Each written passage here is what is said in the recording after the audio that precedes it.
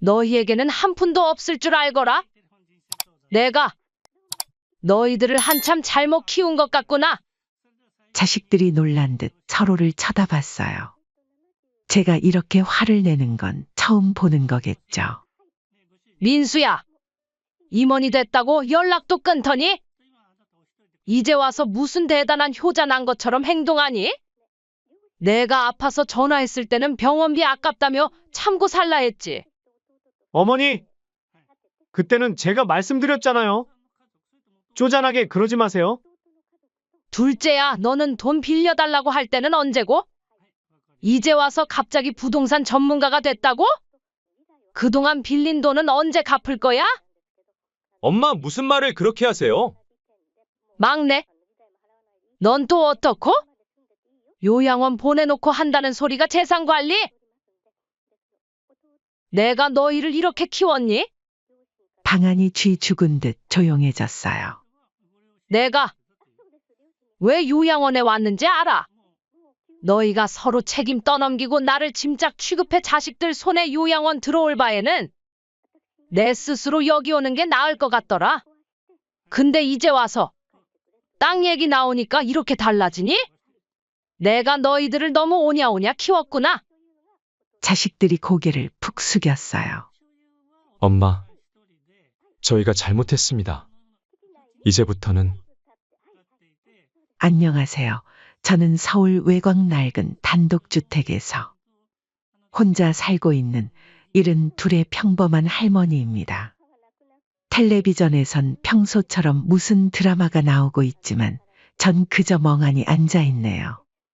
10년도 전에 남편과 사별하고 나서 이렇게 혼자 지내는 게 일상이 됐어요. 자식들은 셋을 뒀어요. 큰아들은 대기업 임원이고 작은아들은 자영업을 하고 있죠. 막내딸은 프리랜서 작가예요. 다들 바쁘다고 하네요. 너무 바빠서 엄마 생각할 시간도 없나 봐요. 지난달부터 허리가 너무 아팠어요. 병원에 한번 가봐야 할 것 같아서 큰아들에게 전화를 걸었죠. 어머니, 무슨 일이세요? 아들아, 허리가 너무 아파서 그러는데 병원에 한 번만 데려다 주면 안 될까? 어머니, 지금 중요한 프로젝트 진행 중이라. 다음 주에는 어떠세요? 그래. 다음 주에 그렇게 하자. 일주일 뒤 다시 전화를 걸었어요. 어머니, 죄송한데 이번 주도 좀 힘들 것 같아요. 그리고 연세가 있으시니 이제 아픈 건 당연한 거예요. 대수롭지 않게 생각하세요. 그래도 많이 아파서 일어나질 못하겠어. 어머니, 늙어서 몸 성한 사람이 한 사람이라도 있나요? 다 그런 거죠 뭐. 또 병원 가면 돈만 많이 나오고. 자식들 생각해서라도 조금만 참으세요. 가슴이 찢어지는 것 같았어요. 그래도 저는 또 참았죠. 결국 혼자 택시를 타고 동네 의원에 다녀왔어요. 의사 선생님이 큰 병원 가보라고 했지만 자식들 생각에 그러지도 못했네요. 작은 아들은 더 심했어요. 설날에도 얼굴 보기가 힘들었죠. 어머니, 죄송해요. 가게가 너무 안 돼서 직원들 월급 주기도 빠듯해요. 그래, 힘들지. 괜한 부탁을 했구나. 형한테는 제가 못 왔다고 말씀하지 말아주세요. 체면도 있고. 명절이라고 손주들 용돈이라도 줘야 할 것 같아서 통장 다 털어 준비했는데 결국 보내지도 못했네요. 막내딸은 한 달에 한 번 정도 들르긴 하는데 올 때마다 한숨만 쉬어요. 엄마, 혼자 계시다가 무슨 일 나면 어쩌려고 그러세요? 아직은 괜찮아. 내가 알아서 잘 지내는데. 엄마도 아시잖아요. 저희가 각자 생활이 있어서 자주 못 오는 거. 그래. 잘 알지. 그러던 어느 날 남편 제사를 지낼 때 정말 오랜만에 자식들이 다 모였을 때였어요. 제사를 지내기 전 언성이 높아져 무슨 일인가 했더니 서로 싸우고 있더군요. 형이 큰아들이잖아. 어머니는 당연히 형이 모셔야지. 야, 내가 회사 일이 얼마나 바쁜데. 넌 가게 하면서 시간 될 때도 있잖아. 맞아. 그러니까. 오빠가 시간이 더 자유롭잖아. 야, 너희 둘이 1억이야? 막내인 내가 글도 쓰고 시간도 자유로운데. 양심이 있으면 어머니는 너가 모셔라. 자식들의 목소리가 점점 커져갔어요. 서로 얼굴이 벌개져서 싸우는 모습을 보니 가슴이 아팠죠. 엄마는 이제 연세도 있으시고.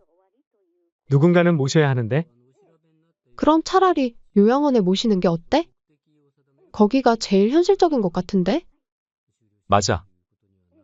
전문가들이 계시니까 오히려 더 좋겠네. 요즘은 자식들 생각해서 자식들에게 짐 안 되려고 스스로 요양원에 들어가시는 분도 있다더라. 그럼 병원비는 어떻게 할 건데? 오빠들이 나보다 잘 버니까 좀 더 내면 되겠다. 무슨 헛소리야. 나도 빠듯해. 싸우지 말고 조금 더 알아보면 싼 데 있을 거야. 순간 머릿속이 하얘졌어요. 내가 자식 셋을 키우느라 허리가 굽었는데 이제는 짐이 됐나 봐요. 그만들 해라. 너희들 싸우는 꼴 보기 싫어서라도 내가 요양원에 가야겠구나.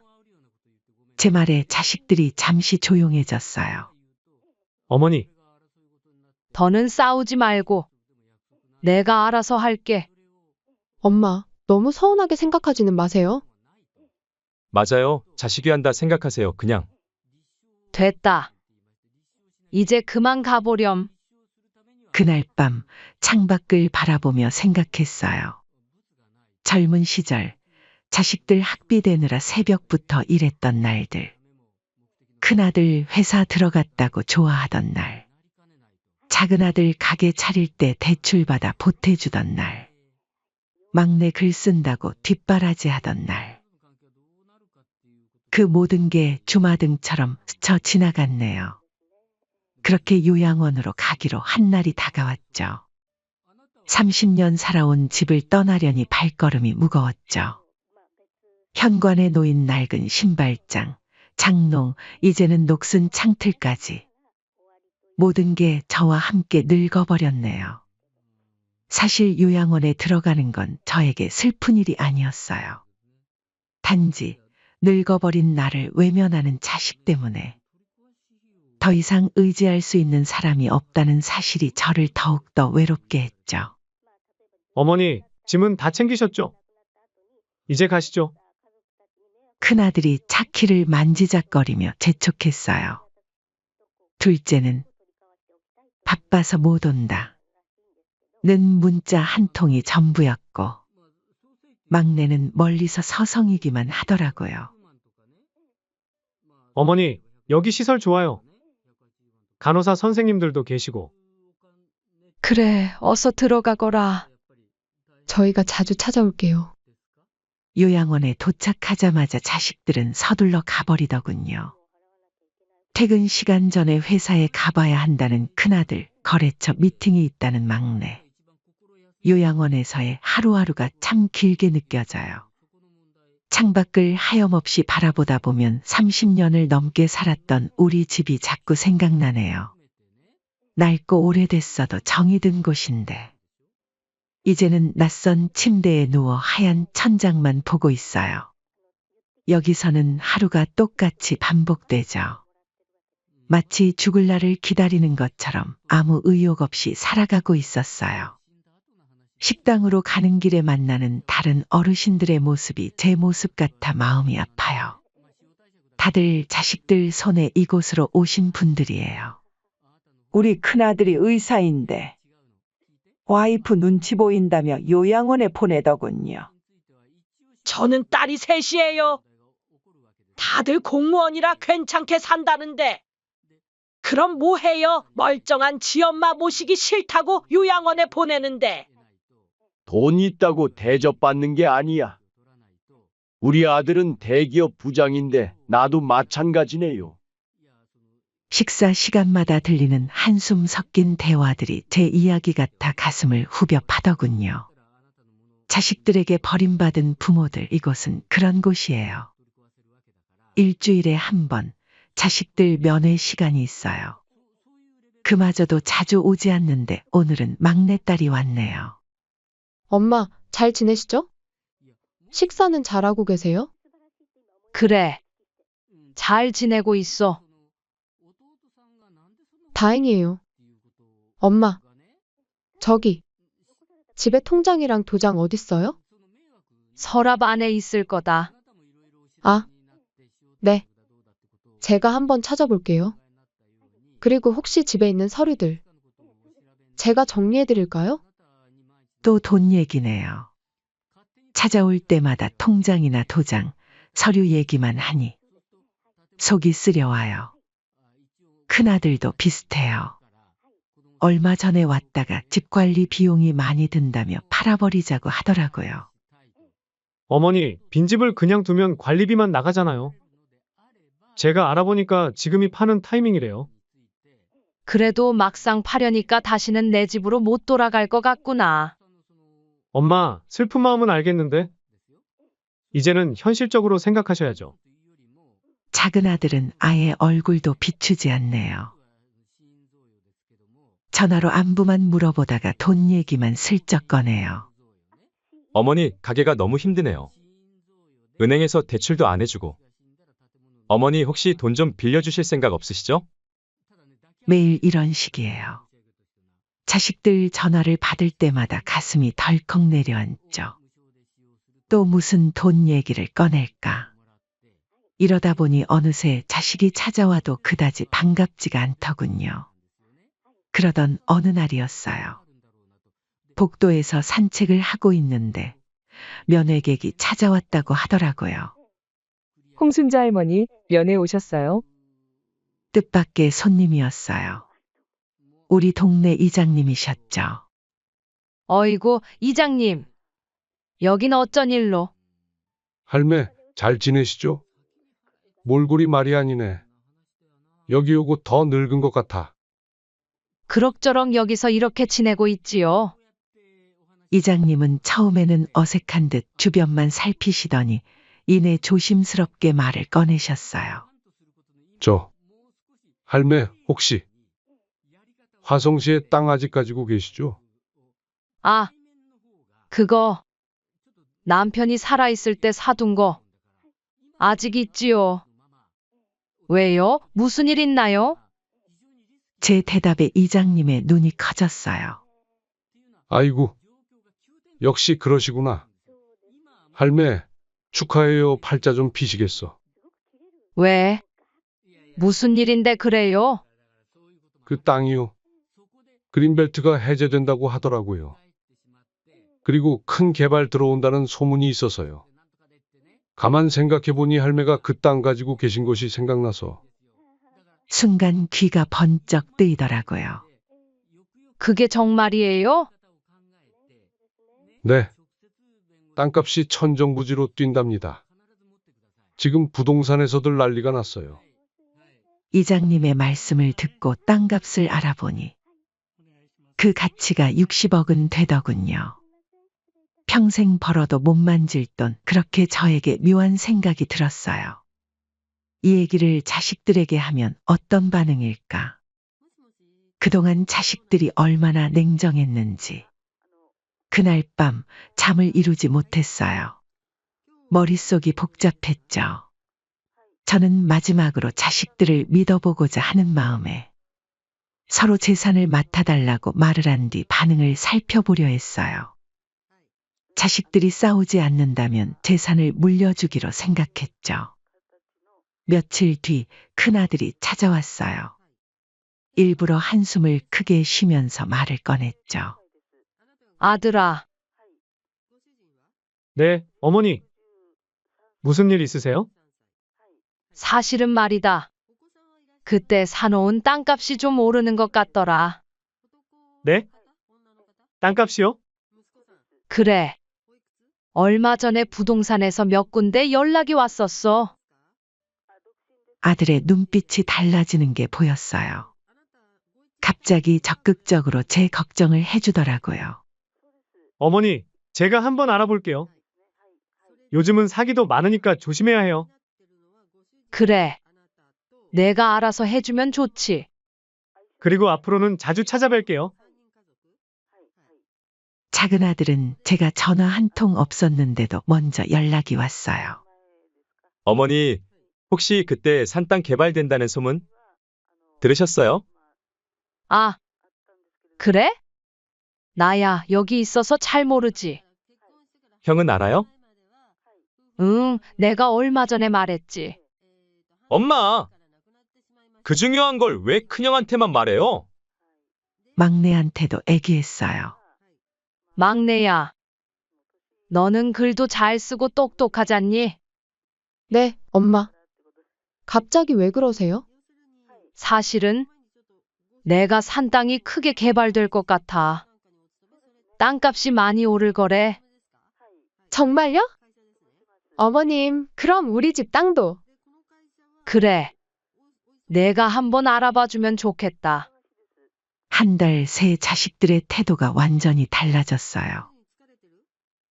얼굴도 비추지 않던 사람들이 이제는 하루가 멀다 하고 찾아오네요. 엄마, 몸은 좀 어떠세요?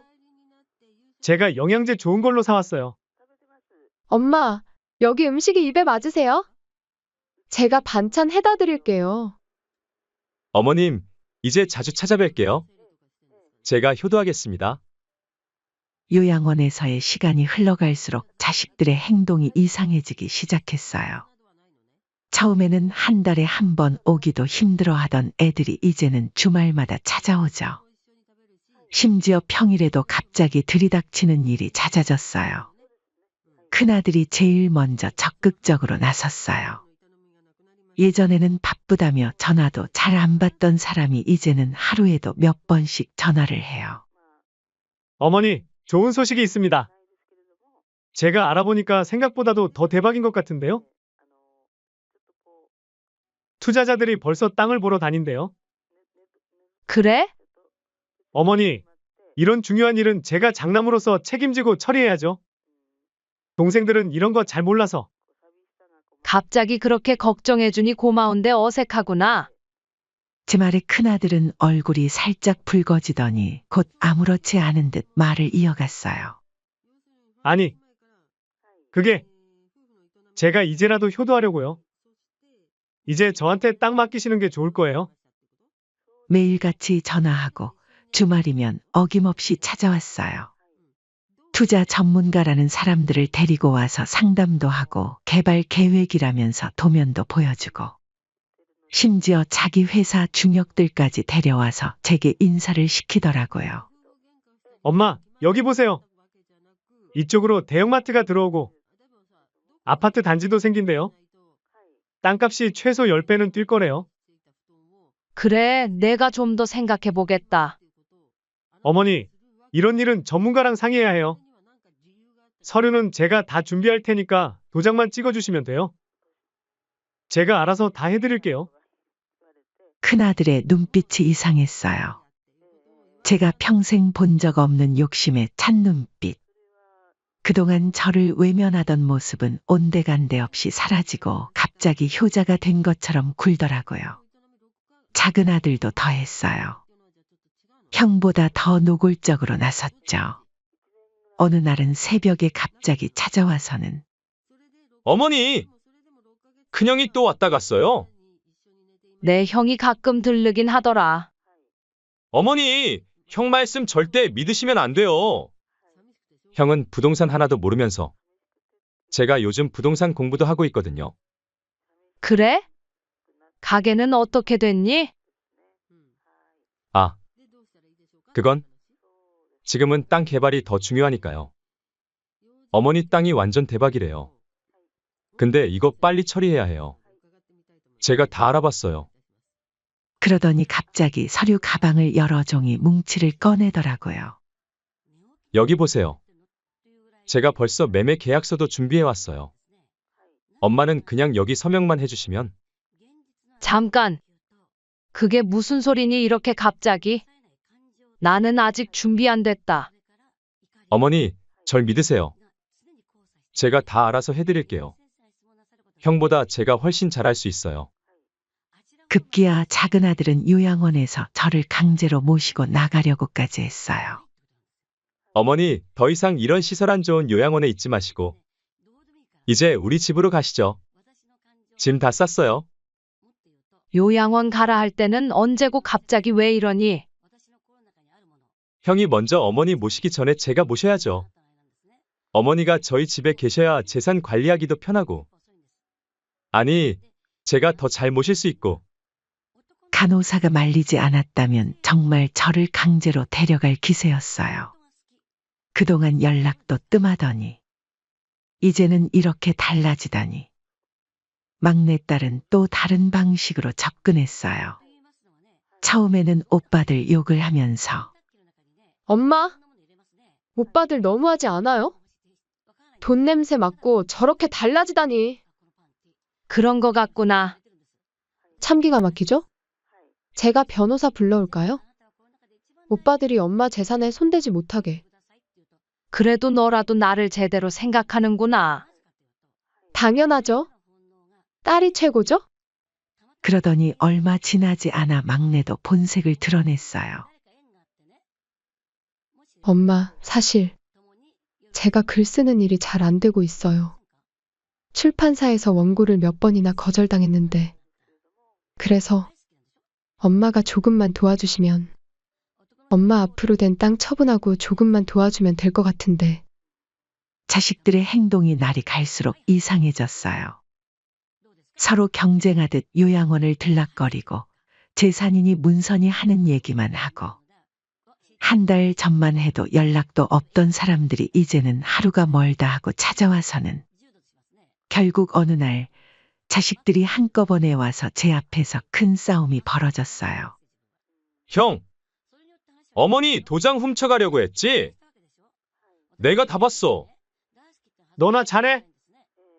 어머니 통장 내역 몰래 빼내간 건 누구야? 나는 어머니 걱정돼서 그런 거고. 형은 아예 사기치려고 했잖아. 야, 너 어제 밤에 몰래 와서 어머니 서랍 뒤진 거 내가 다 알아. 오빠 둘 다 똑같아. 엄마는 내가 모실 테니 오빠들은 빠져. 너는 뭐가 달라서? 어머님 땅 팔아서 내 사업 자금으로 쓰려고 했잖아. 요양원 면회실은 아수라장이 됐죠. 다른 방문객들이 쳐다보는데도 자식들은 아랑곳하지 않고 싸우기만 했어요. 제 가슴이 찢어지는 것 같았죠. 이제 그만하거라. 처음으로 큰 소리를 질렀어요. 평생 자식들 앞에서 한 번도 이런 적이 없었는데 놀란 듯 저를 바라보는 자식들의 눈빛이 이상했어요. 다들 진정하고 앉거라. 그렇게 싸울 필요 없어. 자식들이 숨을 죽이고 앉아 있었어요. 그동안 참아왔던 말들이 거침없이 쏟아져 나왔죠. 내가 너희들을 잘못 키운 것 같구나. 엄마, 그게 아니라. 내 말 끝까지 들어. 자식들이 놀란 듯 서로를 쳐다봤어요. 제가 이렇게 화를 내는 건 처음 보는 거겠죠. 민수야, 내가 임원이 됐다고 연락도 끊더니? 이제 와서 무슨 대단한 효자 난 것처럼 행동하니? 내가 아파서 전화했을 때는 어디 있었어?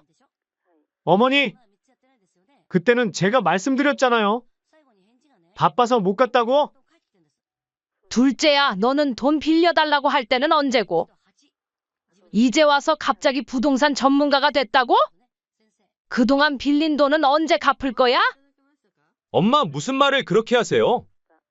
막내, 넌 또 어떻고? 요양원 보내놓고 한다는 소리가 재산관리? 내가 너희를 이렇게 키웠나? 방안이 쥐 죽은 듯 조용해졌어요. 내가 왜 요양원에 왔는지 알아? 너희가 서로 책임 떠넘기고 나를 짐짝 취급해 자식들 손에 요양원 들어올 바에는 내 스스로 여기 오는 게 나을 것 같더라. 눈물이 날 것 같았지만 꾹 참았어요. 근데 이제 와서 땅 얘기 나오니까 이렇게 달라지니? 내가 너희들을 너무 오냐오냐 키웠구나. 자식들이 고개를 푹 숙였어요. 엄마, 저희가 잘못했습니다. 이제부터는 이제부터? 이제 와서 그런 말 하지도 마라. 땅 얘기 없었을 때는 전화도 안 받고 찾아오지도 않더니. 큰아들이 변명하려 했지만 제가 손을 들어 제지했어요. 알아. 다 알아. 너희가 얼마나 바쁜지, 얼마나 힘든지 다 알아. 근데 말이야. 잠시 숨을 고르고 말을 이었어요. 나는 오늘 중요한 결정을 했어. 내일 법무사 사무실에 가기로 결정했다. 자식들의 눈이 커졌어요. 모든 재산을 독거노인을 돕는 복지재단에 기부하기로 했다. 순간 방안이 얼어붙었어요. 네, 엄마! 그게 무슨... 말도 안 돼요. 자식들이 발칵 뒤집혔어요. 왜? 못할 것 같니? 하지만 엄마! 저희에게도 기회를 주셔야죠. 뭐? 기회? 이제 와서 효도한다고. 이제 와서? 너희에게 땅 얘기를 하면서 시험을 해봤다. 만약 너희들이 서로 잘 챙겨주고 예전처럼 화목하게 돌아간다면 전부 물려주려 했어? 하지만 이제는 너희 진짜 모습을 본 것 같구나. 눈물을 참으며 말을 이었어요. 여기 요양원에 오니 나 같은 부모가 많더구나. 주변을 둘러봐라. 너희 같은 자식 때문에 고통받는 부모들이야. 나는 그 사람들한테라도 도움이 되고 싶어. 자식들이 당황한 듯 서로를 쳐다봤어요. 어머니, 저희가 정말 잘못했습니다. 이제부터 매일 찾아뵙고. 됐어. 이제 와서 그런 거짓말은 집어치워.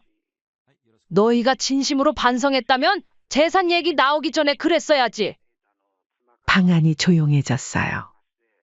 자식들의 얼굴이 하나둘 붉어지기 시작했죠. 이제 돌아거라. 내 얘기는 다 했다. 다시는 재산 얘기로 찾아오지 말고. 나는 결정했다. 엄마, 제발. 자식들이 고개를 푹 숙이고 일어섰어요. 문 앞에서 마지막으로 돌아보는 그들의 모습이 처연해 보였지만 이제는 돌이킬 수 없어요. 다음 날 아침 일찍 일어나 단정하게 옷을 차려입었어요. 오늘은 제 인생에서 가장 중요한 선택을 실행하는 날이니까요. 법무사 사무실에서 모든 절차를 마치고 나오는 길이었어요. 발걸음이 그렇게 가벼울 수가 없었죠. 요양원으로 돌아와 퇴원 절차를 밟았죠. 할머니, 어디 가시나요? 이제 제 집을 구하려고요. 요양원 생활은 어떠셨어요? 덕분에 많이 쉬었어요. 이제는 제 삶을 살고 싶네요. 그렇게 한 달 뒤, 저는 시내에서 조금 떨어진 곳에 작은 집을 얻었어요. 넓지는 않지만 햇빛도 잘 들어오고 무엇보다 제 돈으로 산 집이라 마음에 들었죠. 자식들은 계속해서 연락을 해왔어요. 처음에는 화를 내더니 나중에는 애원하듯 찾아오더군요. 어머니, 제발 문 좀 열어주세요. 큰아들이 문 앞에서 한참을 서성였어요. 며칠 전부터 수염도 깎지 않은 채 매일 찾아오더라고요. 엄마 말이 맞아요. 제가 잘못했어요. 이제야 깨달았습니다. 회사 일이 바쁘다는 핑계로 어머니 아프다고 하실 때도 외면했던 거. 정말 죄송합니다. 작은 아들은 더 처참해 보였어요. 어머니, 제가 얼마나 어리석었는지. 돈만 보고 어머니 마음은 전혀 헤아리지 못했네요. 가게는 어떻게 됐니? 문 닫았어요. 앞으로는 정직하게 살려고요. 어머니한테 진 빚도 꼭 갚을게요. 막내딸은 매일 편지를 보내왔어요. 엄마 잘 지내시죠? 글을 쓴다는 사람이 정작 중요한 걸 보지 못했네요. 이제야 제가 얼마나 이기적이었는지 알겠어요. 용서해 주세요.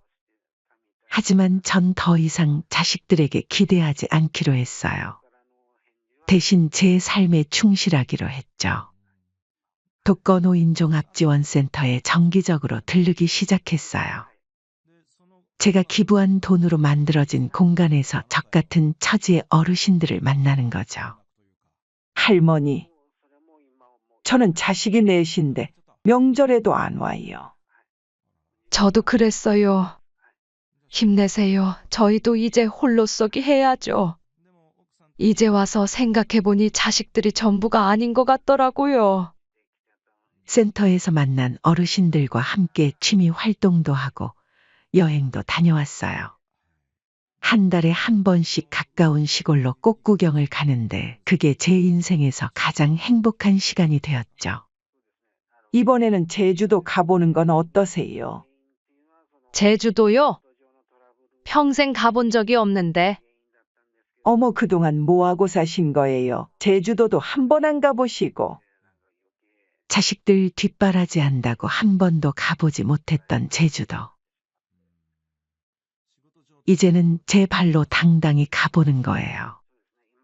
기부금으로 운영되는 프로그램들이 하나둘 늘어났어요. 독거노인 반찬 배달 서비스, 말동무 대여주기, 건강 체크. 제가 그동안 바라던 것들이 하나씩 실현되는 걸 보니 가슴이 뿌듯했어요. 할머니 덕분에 이제 혼자 드시는 분들이 줄어들었어요. 그래요? 다행이네요. 네, 다들 이제는 서로 의지하면서 살아가세요.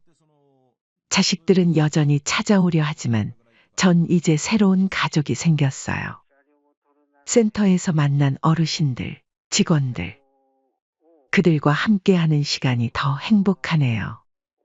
봄이 왔어요. 제 집 창가에 심어둔 꽃들이 피기 시작했죠. 아침마다 꽃에 물을 주는 게 일과가 되었어요. 이제 정말 행복하시죠? 네. 이제야 진짜 제 삶을 사는 것 같아요. 창밖으로 봄바람이 불어와요. 어쩐지 제 마음도 그 바람처럼 자유로워진 것 같아요. 자식들의 짐도 내려놓고 과거의 서운함도 내려놓고 이제는 알아요. 제가 누군가의 어머니이기 이전에 한 사람으로서 살아갈 자격이 있다는 걸. 그리고 그 삶이 이렇게 아름다울 수 있다는 걸. 오늘도 전 봄날의 햇살을 받으며 글씨를 쓰고 있어요.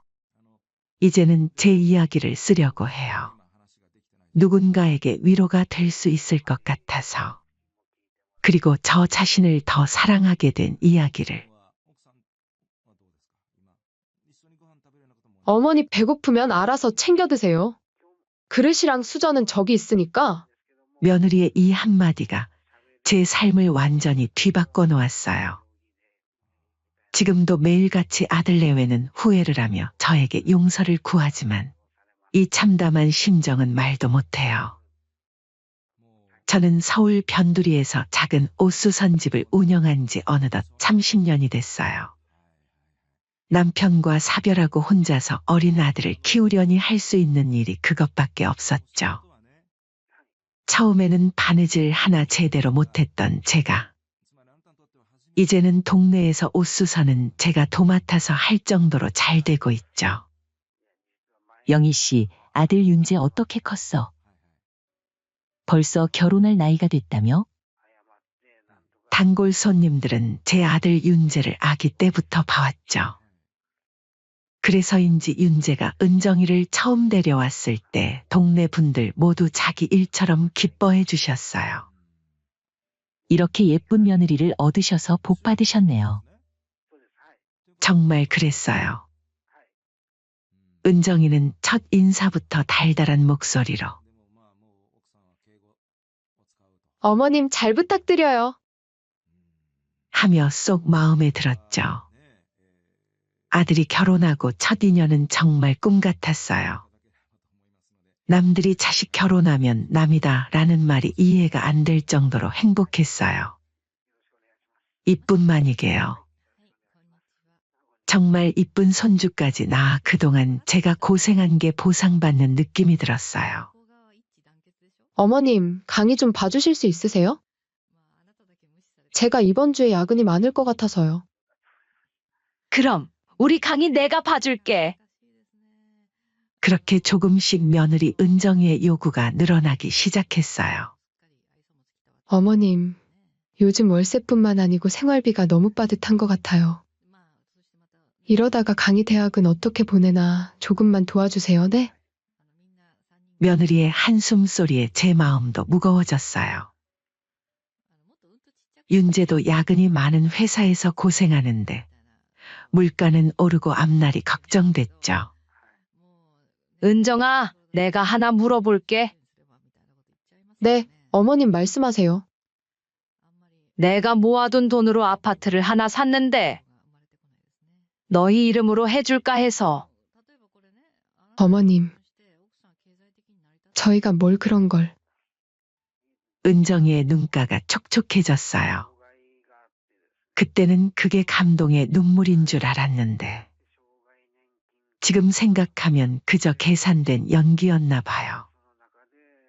그렇게 법무사 사무실에서 아파트 증여 계약서에 도장을 찍던 날이었어요. 어머님, 이렇게 큰 선물을 주시다니. 저희가 평생 갚아도 다 못 갚을 것 같아요. 은정이는 제 손을 꼭 잡으며 울먹였죠. 윤재도 엄마, 정말 감사합니다. 하며 고개를 숙였고요. 하지만 도장 자국이 마르기도 전에 은정이의 태도는 눈에 띄게 달라졌어요. 그전에는 일주일에 한 번씩 볼 수 있었던 아들 내외는 이제는 한 달이 지나도 연락 한 통 없어졌죠. 제가 전화를 해도 지금 좀 바빠요? 라는 대답뿐. 손주 얼굴 보는 것도 점점 힘들어졌습니다. 그러던 어느 날이었어요. 손주가 너무 보고 싶어서 퇴근 시간에 맞춰 찾아갔어요. 어머님, 미리 연락도 안 하시고. 현관문을 열자마자 던지는 은정이의 말투가 차가웠어요. 거실에는 식사 준비가 한창이었어요. 안사돈이 오셨더라고요. 어머, 어머님도 오셨네요. 저에게는 바쁘다며 모소개했었는데 안사돈이 있어 꽤나 당황했어요. 어머니, 그럼 손주나 좀 봐주세요. 알았다, 내가 봐줄게. 그날 저녁 저는 거실 한켠에 손주를 보고 있었죠. 식사 시간이 되자 안사돈과 며느리 그리고 아들 윤재는 식탁에 둘러앉아 웃고 떠들며 저녁 먹을 준비를 하고 있었죠. 왜 거기 계세요? 여기 앉으세요. 안사돈이 자리를 권했어요. 어머님은 원래 이 시간에 안 드시잖아요. 저희 먹는 동안 손주 좀 봐주세요. 순간 식탁의 공기가 차가워졌어요. 은정이 친정어머니의 눈이 커졌고 윤재는 고개를 푹 숙인 채 밥만 먹고 있었죠. 은정아. 그래도 시어머님인데. 친정어머니의 말에 은정이가 작게 한숨을 쉬었어요. 어머, 엄마도 참. 어머님이 편하다고 하시잖아요. 그리고 갑자기 찾아오신 거라 식사 준비도 못했어요. 그 순간 너무나도 달라진 며느리의 모습에 당황하여 어떻게 행동을 해야 될지 모르겠더라고요. 초대받지 않은 손님이 된 것 같아 이제 그만 집에 돌아가야겠다 생각이 들었죠. 나는 이제 그만 가보마. 현관문을 열기 직전 며느리가 쫓아나왔어요. 어머님, 죄송해요. 다음에 오실 때는 꼭 연락하고 오세요. 갑자기 오시면 저희도 당황스러워서. 집으로 돌아오는 버스 안에서 자꾸 눈물이 났어요. 갑작스레 찾아가니 불편했겠지라는 생각과 이 집에서 나는 불청객이구나 라는 생각이 동시에 들었어요. 그날 밤 잠을 이루지 못하고 새벽까지 생각했어요. 옷수선을 하다 보면 제일 중요한 게 첫째단이에요. 한 번 잘못 자른 천은 다시 붙일 수 없거든요. 이 관계도 마찬가지라는 생각이 들었어요. 이대로 가다가는 정말 돌이킬 수 없는 상처만 남을 것 같았죠. 다음 날 아침, 저는 평소보다 일찍 일어나 거울을 보며 다짐했어요. 영희야, 이제 너를 위해 살자. 평생 남 생각만 하다가 끝내 이 꼴이 된 거야. 그리고 며칠 후 저는 놀라운 결심을 하게 됐어요. 아마 제 인생에서 가장 큰 결단이었을 거예요. 처음으로 제 자신을 위한 제가 주도하는 선택을. 잠 못 이루던 그날 밤 이후 저는 며칠째 아들 집에 가지 않았어요. 그러던 어느 날 오후 옷수선집에서 일하고 있는데 은정이에게서 전화가 왔어요. 어머님, 내일 좀 와주실 수 있으세요? 강희가 할머니 보고 싶다고 해서요. 순간 제 심장이 쿵쾅거렸어요. 손주 얼굴이 보고 싶어 미칠 것 같았거든요. 새벽부터 일어나 정성스레 반찬을 준비했어요. 김치볶음에 멸치볶음. 손주가 좋아하는 반찬을 가득 싸들고 아침 일찍 향했죠. 어머님, 무슨 반찬을 이렇게 많이 싸오셨어요? 저희 냉장고 자리도 없는데 장조림이나 해오시지? 센스가 이렇게 없어서야. 현관에 들어서자마자 은정이가 인상을 찌푸렸어요. 제가 가져온 반찬통을 대충 받아들더니 싱크대 한쪽에 놓아두었죠. 하루 종일 강희를 돌봤어요. 간식도 먹이고 책도 읽어주고 정신없이 놀아주다 보니 제 끼니는 거른 채 어느새 저녁이 되었네요. 엄마! 배고파. 현관문이 열리며 퇴근하고 들어온 며느리 은정이를 보자마자 강희가 보채기 시작했어요. 우리 강희 배고팠어? 엄마가 맛있는 거 해줄게.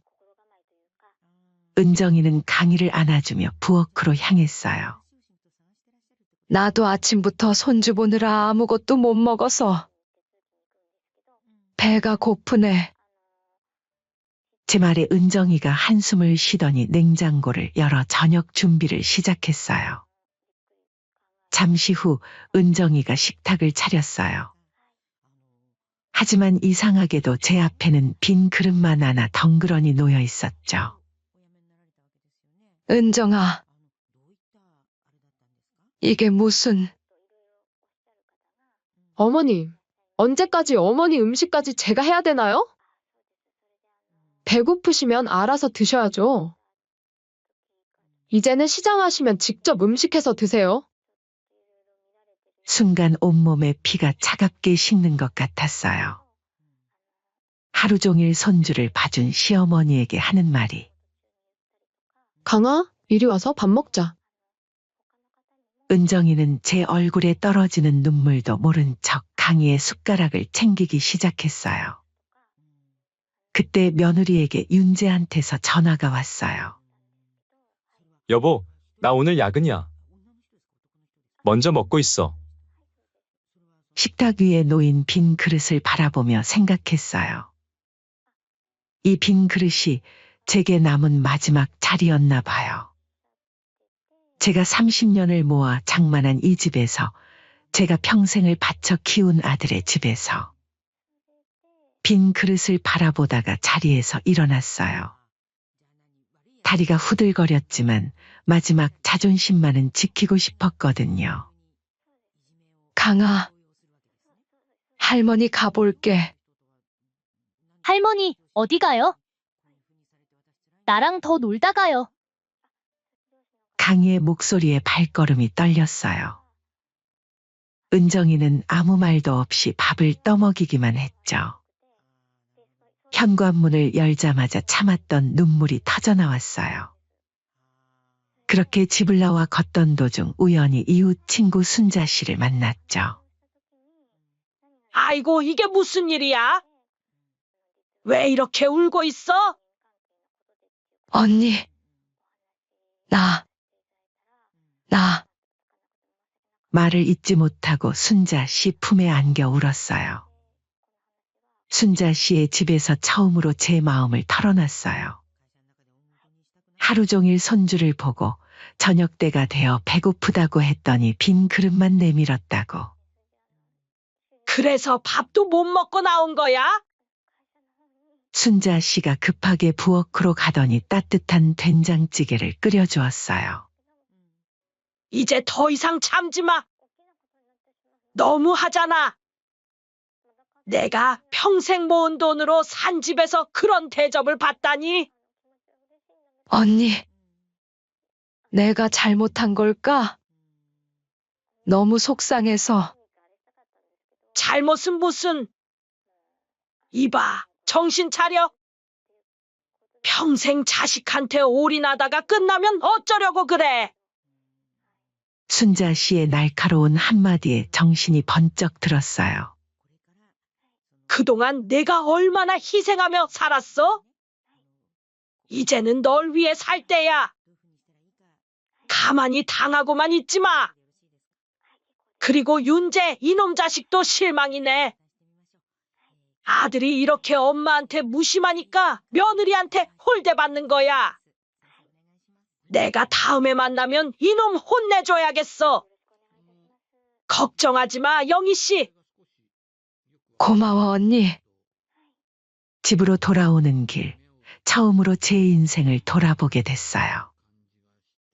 남편 없이 홀로 아들을 키우면서 바늘 들고 밤새워 일하면서 그 모든 세월이 주마등처럼 스쳐 지나갔죠. 그날 밤 잠을 이루지 못하고 뒤척이다가 결심했어요. 더 이상은 안 되겠다고. 이대로 가다가는 제 인생이 완전히 무너질 것 같았거든요. 다음 날 아침 일찍 법률사무소를 찾았어요. 김 변호사님, 증여 계약을 취소할 수 있을까요? 변호사님은 제 이야기를 묵묵히 들으시더니 고개를 끄덕이셨어요. 다행히 아직 등기가 안 되어 있네요. 빨리 움직이면 가능할 수도 있어요. 서류를 작성하면서 제 손이 떨렸어요. 하지만 이상하게도 마음은 단단했죠. 법무사 사무실을 나오는 제 발걸음이 어느 때보다 가벼웠어요. 증여 취소 서류를 모두 준비하고 나니 그동안 짓눌렸던 가슴이 확 트이는 것 같았죠. 이제 며칠만 있으면 모든 절차가 끝납니다. 그동안 조용히 계세요. 김 법무사님의 말씀에 고개를 끄덕였어요. 집으로 돌아오는 길, 아들 윤재한테 전화를 걸었어요. 윤재야, 내일 시간 되니? 어머니.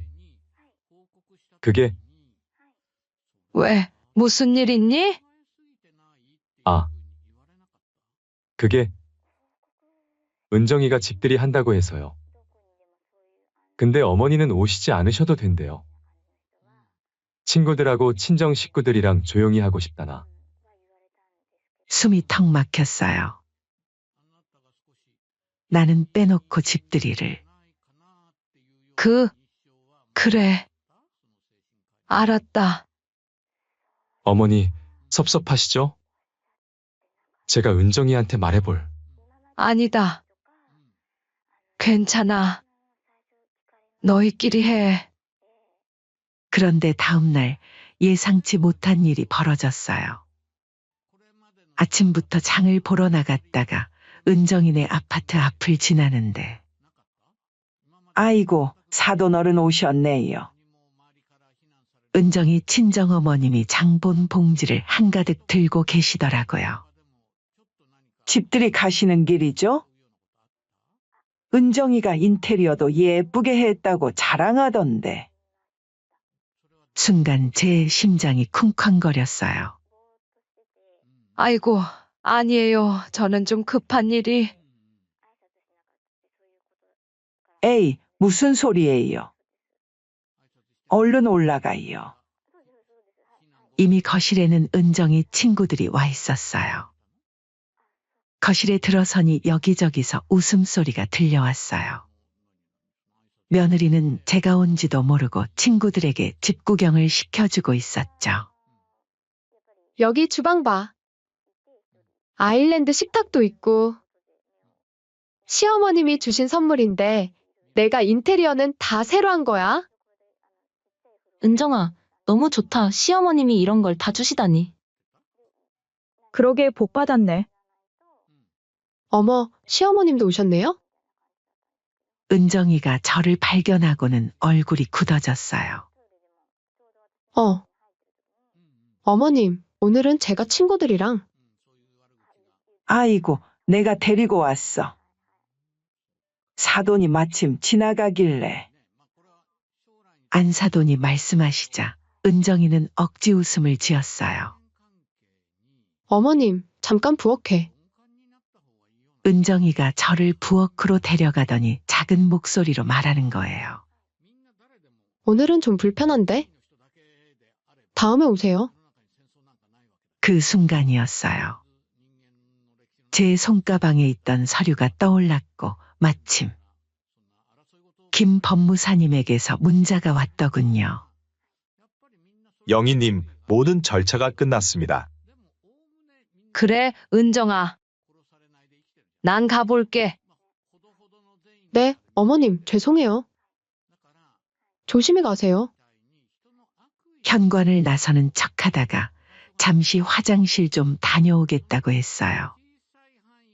은정이는 안도의 한숨을 쉬며 친구들에게로 돌아갔죠.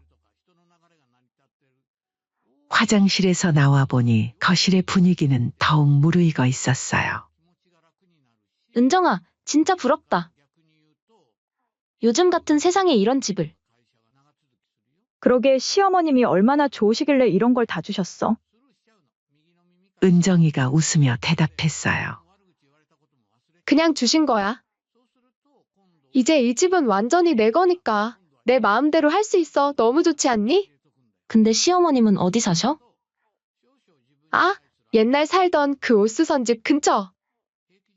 이제 여기 오실 일은 없을 것 같아. 다들 알지? 시어머님들 오면 얼마나 불편한지. 친구들이 깔깔 웃는 소리가 제 귀에 날카롭게 꽂혔어요. 그래도 은정아, 시어머님이 이런 큰 선물을 주셨는데. 친정어머님이 걱정스러운 듯 말씀하시자 은정이가 코웃음을 쳤어요. 어머, 엄마도 참. 어차피 저희 줄 거 좀 일찍 받은 거죠. 그때 현관문이 열리며 윤재가 들어왔어요. 어머, 자기야? 어떻게 이렇게 일찍 왔어? 회사 일이 일찍 끝나서. 어머니? 윤재가 놀란 듯 저를 쳐다보더니 은정이를 힐끔거렸어요. 여보, 어머니한테 오시지 말라고 하지 않았어? 그 말이 방아쇠가 됐나 봐요. 그래, 윤재야. 너희가 오지 말라고 해서 안 올 생각이었는데. 친구들의 웃음소리가 뚝 멎었어요. 모두의 시선이 저를 향했죠. 마침 잘 됐다. 은정아, 내가 선물 하나 더 줄게. 네? 어머님, 무슨? 서류를 은정이 앞에 내밀었어요. 너, 아까 이 집이 법적으로 내 거라고 했지. 은정이가 얼굴이 하얗게 변했어요. 순간 주변이 쥐죽은 듯 조용해졌죠. 응, 맞아.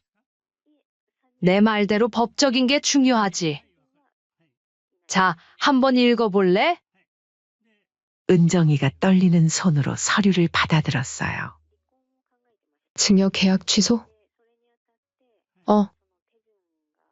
어머님, 이게 무슨? 너가 이 집을 증여받고 태도가 바뀐 것처럼 나도 태도 좀 바꿔야겠다. 윤재가 다급히 달려왔어요. 어머니, 이러시면 안 돼요. 제가 잘못 들은 거죠?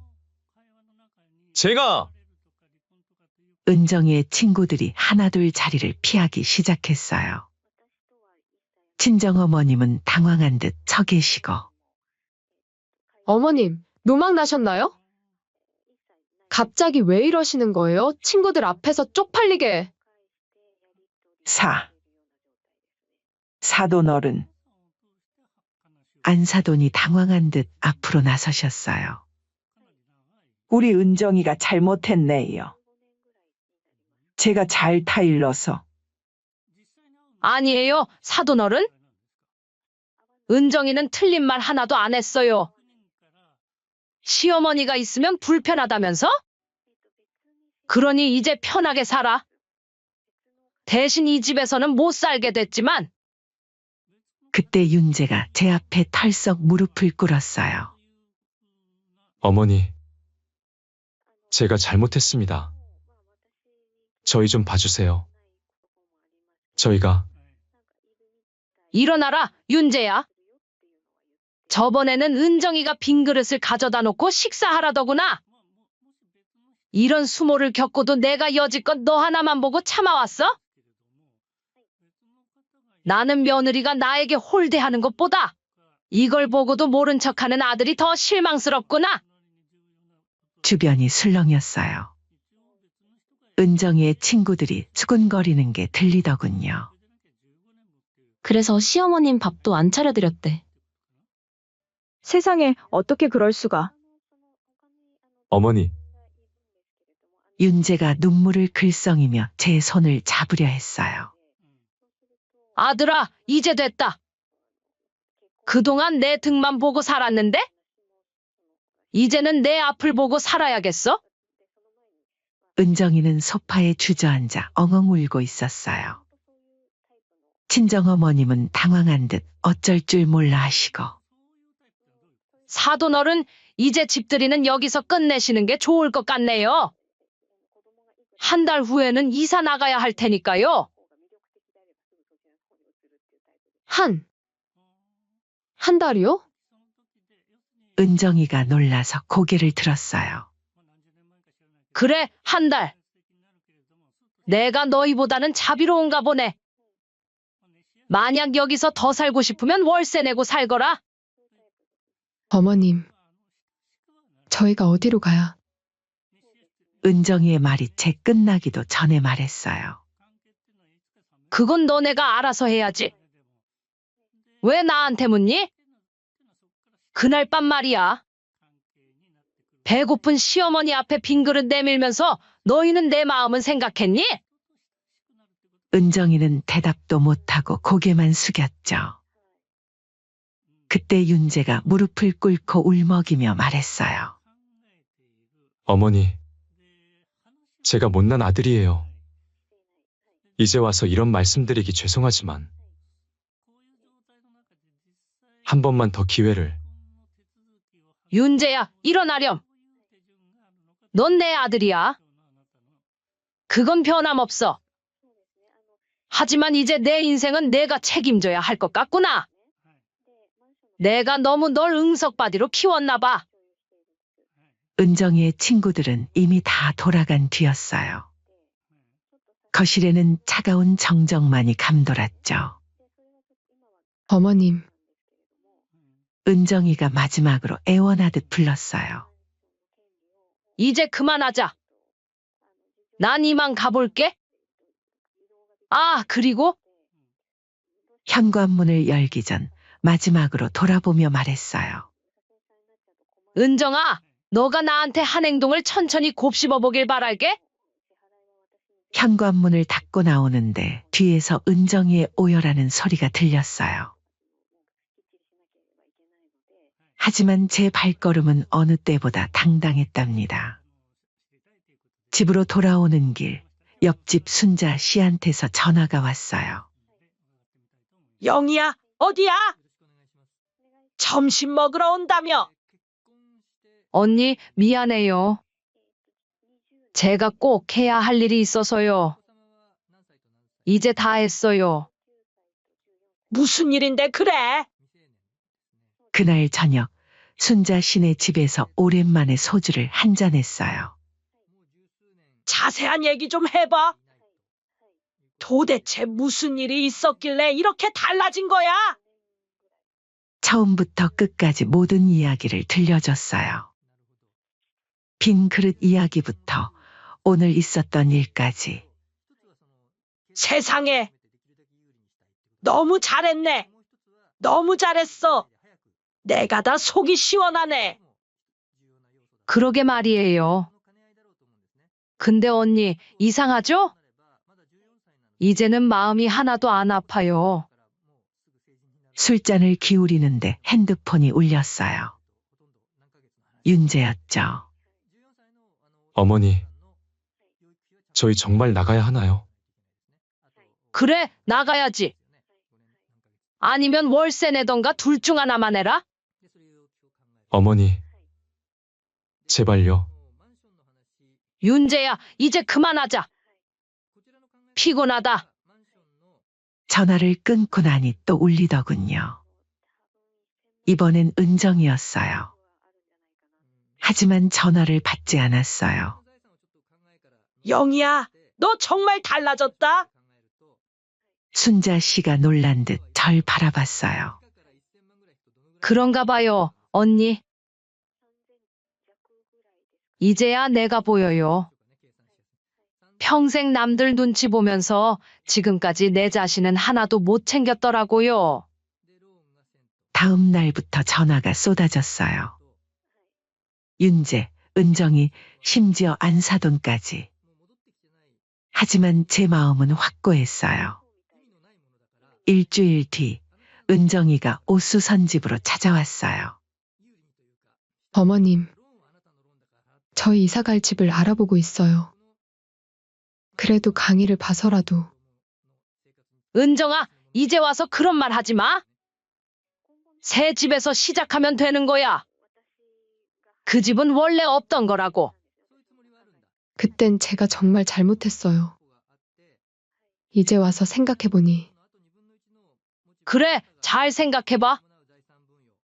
넌 이제 다른 집을 구하면 되지만 난 내 마음에 생긴 빈자리는 어떻게 채우냐? 어머님. 은정이의 눈에서 눈물이 흘렀어요. 하지만 이제 그런 눈물에 마음이 흔들리지 않았죠. 이제 그만 가봐. 손님들 기다리시잖아. 제가 재봉틀 앞에 앉자 은정이는 한참을 서 있다가 돌아갔어요. 그날 저녁 윤재가 찾아왔어요. 어머니, 저희 전세로 작은 빌라를 구했어요. 그래? 잘 됐구나. 근데 어머니, 정말 이대로 윤재야. 처음으로 아들 앞에서 단호한 목소리를 냈어요. 내가 기억하니? 내가 어릴 때 몸이 아파서 끙끙 앓던 날. 난 옷수선을 하다가도 새벽에 약을 사러 뛰어갔었어. 그땐 정말 내 새끼 아프단 소리에 가슴이 찢어지는 것 같았거든. 윤재의 눈에서 눈물이 흘렀어요. 근데 이번엔 달랐어. 내 아내가 나한테 구박하고 모질게 대할 때 넌 그저 옆에서 묵묵히 있었지. 내 가슴이 찢어지는 소리 듣지 못했나 보구나. 어머니, 죄송해요. 이제 와서 미안하다고 해도 자식한테 홀대받는 그 고통은 돌이킬 수 없어. 윤재가 흐느끼며 제 앞에 무릎을 꿇었어요. 어머니, 저는 어떻게 해야? 그냥 살아라. 내 아내랑 내 새끼랑 잘 살아. 다만 이제는 내 그늘에서 벗어나서 이제는 내 인생의 주인으로 살고 싶구나. 너희한테 휘둘리지 않고 남의 눈치 보지 않고. 자리에서 일어나 윤재의 어깨를 잡았어요. 일어나렴. 이제 그만 가봐. 그때 며느리도 헐레벌떡 뒤늦게 찾아왔어요. 어머님, 강희도 자꾸 할머니 보고 싶다고 해서요. 그래? 강희 보고 싶다고? 너희 때문이 아니고. 아니에요. 정말 강희가. 은정아, 이제 와서 그러지 마. 너희가 날 얼마나 서럽게 했는지 알아? 내 피부치, 내 손주 앞에서까지 그렇게 무시당하고. 그 기억은 평생 가슴에 멍으로 남을 거야. 어머님. 그때는 제가 정신이 나갔었나 봐요. 욕심에 눈이 멀어서. 맞아. 내 욕심이 너무 컸던 거지? 내 아들도, 내 집도 다 내 거로 만들고 싶었던 거잖아. 근데 은정아, 세상에 공짜는 없어. 이제 그 대가를 치르는 거야. 아기를 다 하고 나니 가슴 한켠이 먹먹해지더군요. 그래도 이제는 견딜만 했어요. 그날 저녁 동네 마트에서 장을 보는데 안사돈을 마주쳤어요. 사돈, 친정어머님이 조심스레 다가오시더니 제 손을 잡으셨어요. 우리 은정이가 많이 잘못했어요. 제가 딸 교육을 잘못한 탓이에요. 아니에요. 은정이 잘못만은 아니죠. 제 아들도 저도 다들 잘못이 있었나 봐요. 그래도 혹시 마음을 돌리실 생각은? 이제 그만하세요. 사돈 어른, 저도 이제는 제 삶을 살고 싶어요. 아들 인생에 매달리지 않고 며느리 눈치 보지 않고. 장바구니를 들고 돌아서는데 안사돈 다시 부르셨어요. 우리 강희는 친할머니가 너무 보고 싶대요. 너무 노여워하지 마시고 천천히 생각해 주세요. 제가 평생을 바느질하면서 살았잖아요. 이 일을 하다 보면 알게 되는 게 있어요. 한 번 찢어진 옷은 아무리 잘 꿰매도 흔적이 남는다는 거. 발걸음이 잠시 멈칫했어요. 하지만 이내 계속 걸었죠. 그래요. 너무 쌓아두시지 마시고 손주를 봐서라도 잘 생각해 주세요. 그렇게 안사돈이랑 헤어지고 오래도록 생각에 잠겼어요. 정말 이대로가 좋은 걸까? 아니면 다시 한번 기회를 줘야 할까? 지난 시간들이 주마등처럼 스쳐 지나갔어요. 윤재가 첫걸음말을 떼던 날, 은정이를 며느리로 맞이하던 날, 강희가 태어나던 날. 그리고 그 서러웠던 밤. 여러분, 제가 어떻게 하는 게 좋을까요? 자식이라고, 손주라고 다시 한번 기회를 주는 게 좋을까요? 사람 고쳐 쓰는 거 아니라지만 자식이기에 한 번 더 기회를 주는 게 좋을지 여러분의 현명한 견해를 듣고 싶습니다. 지금까지 제 이야기 들어주셔서 감사드려요. 체면이 뭐가 중요합니까? 우리 어머님은 저를 의사로 만들기 위해 평생을 바치셨어요. 새벽부터 밤까지 청소하시면서 손이 트고 몸이 아파도 절대 쉬지 않으셨어요. 그런 어머님을 당신들은 강서방 진정하게나 우리가 잘못 생각했나 봐. 이제 와서요? 그동안 어머님 얼마나 외롭게 하셨습니까? 제가 여태까지 장모님에게 잘해드린 건 제 엄마도 똑같이 좋은 대우를 받았으면 해서예요. 윤호의 목소리가 떨렸어요. 저는 아침 일찍부터 밤늦게까지 대형 빌딩을 청소하는 일을 하고 있어요. 남들은 보잘것없는 직업이라고 생각할 수 있겠지만 저는 이 일이 부끄럽지 않습니다. 제가 청소하는 이 빌딩에서 수많은 사람들이 오가고 그들의 발자국 하나하나를 깨끗이 닦아내는 것이 저희 일이니까요. 올해로 70이 된 제 나이에도 여전히 매일 아침 5시에 일어나 빌딩으로 향하는 발걸음이 가볍답니다. 하지만 창밖으로 보이는 흐린 하늘만큼이나 제 마음도 무거워요. 20년 전 남편이 갑작스러운 병으로 세상을 떠나기 전 마지막으로 남긴 말이 아직도 귓가에 생생합니다. 여보, 우리 윤호만큼은 잘 살았으면 좋겠어요. 그게 내 마지막 소원이요. 그 말을 가슴에 새기고 저는 하루하루를 정말 악착같이 살았어요. 아침 일찍 출근해서 밤늦게까지 빌딩을 청소하고 주말에는 식당 일까지 했죠. 손이 트고 몸이 아파도 아들 윤호의 등록금을 생각하면 쉴 수가 없었어요. 다행히도 윤호는 제 기대에 어긋나지 않았어요. 공부도 잘했고 의대에 들어가서는 장학금까지 받았죠. 그때 제가 얼마나 기뻤는지 몰라요.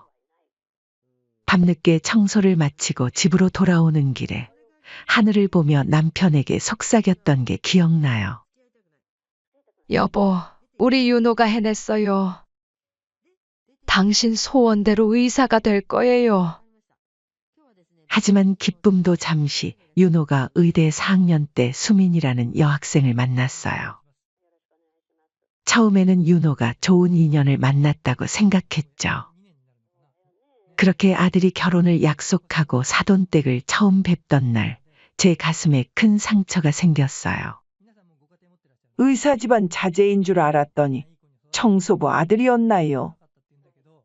안사돈의 그 말이 마치 칼처럼 제 가슴을 파고들었죠. 그래도 참았어요.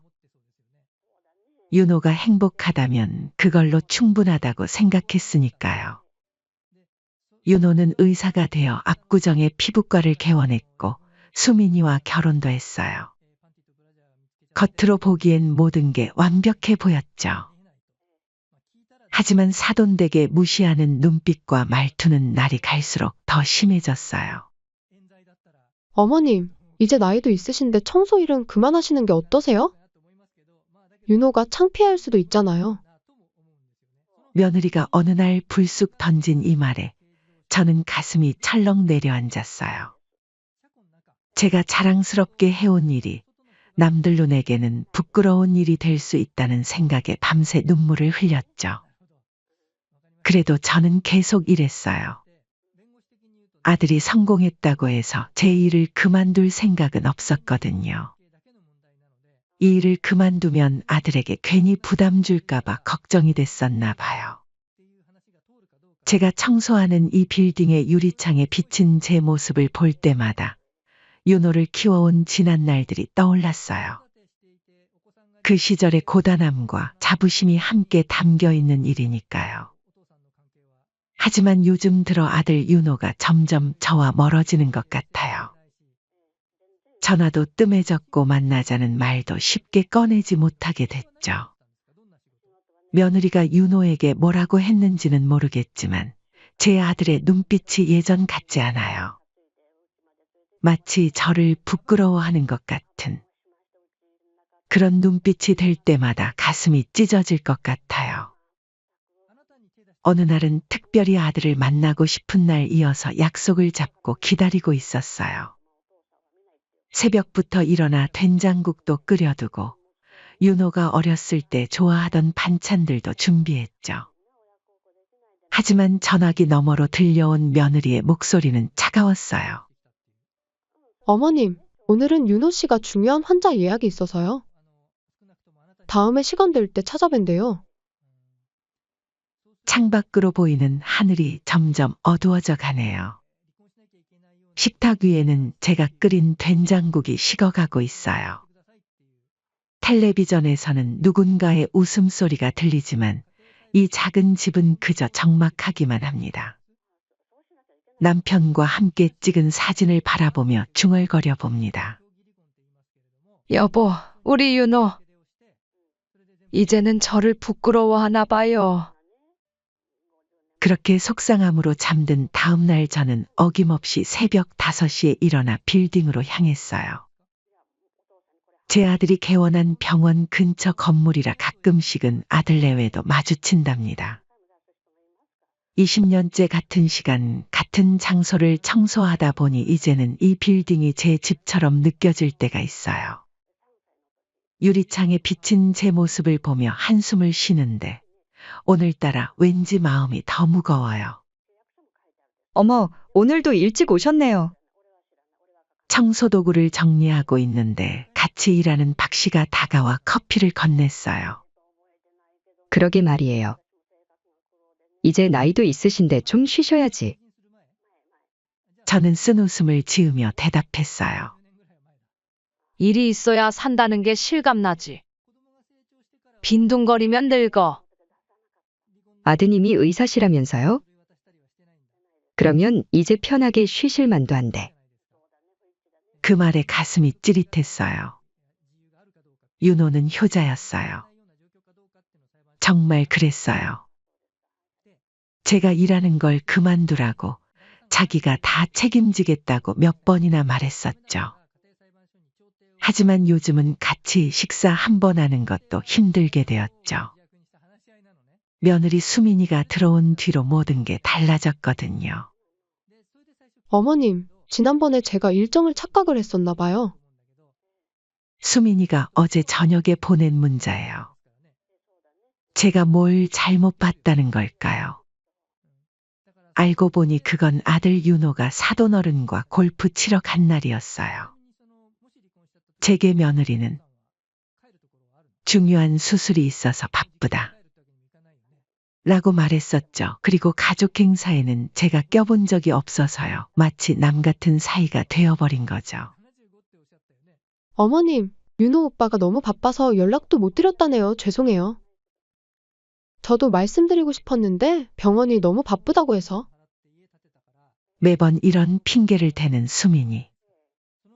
그런데 얼마 전 마트에서 우연히 마주친 이웃이 그러더군요. 어머님, 지난주에 아들분 가족들 다 같이 식사하는 거 봤어요. 사돈분들이랑 외식하시더라고요. 그때 제 심장이 얼마나 쿵 내려앉았는지 몰라요. 윤호한테 전화했더니 어머니, 죄송해요. 제가 연락드리려고 했는데 수민이가 어머님께서 피곤하시다고 해서. 아니야, 괜찮아. 내가 바쁜 거 엄마가 이해하지. 전화기 너머로 들리는 윤호의 목소리가 미안해 보였어요. 예전에 그 순수하고 다정한 목소리. 여보세요, 어머님? 죄송한데 윤호 오빠가 지금 회의 중이라. 어김없이 끼어드는 수민이의 목소리에 저는 또 한숨을 삼켰어요. 엊그제는 더 속상한 일이 있었어요. 손주 유치원 근처를 지나다가 우연히 본 광경인데 며느리가 손주를 데리러 오는 거예요. 반가워서 다가가려는데 며느리 수민이가 얼른 손주를 안고 차에 태우더군요. 어머님, 여기서 뵈니 깜짝 놀랐어요. 혹시 청소 일 끝나고 가시는 길이세요? 며느리 말투에 묻어있는 경멸감이 너무 서글펐어요.